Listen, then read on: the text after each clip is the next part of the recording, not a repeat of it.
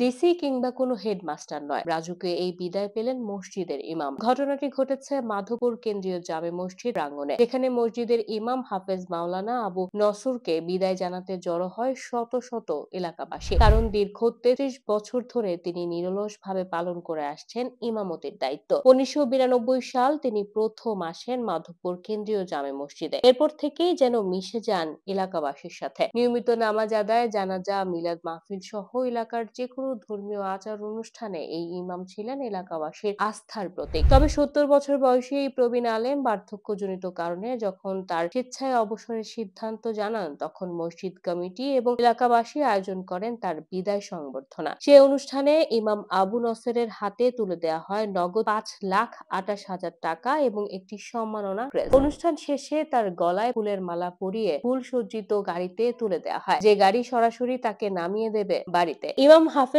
আবু নসরের জন্ম চাঁদপুরের হাজীগঞ্জ উপজেলায় হলেও মাধবপুরের মানুষ তাকে নিজ পরিবারের সদস্য হিসেবেই দেখেছে।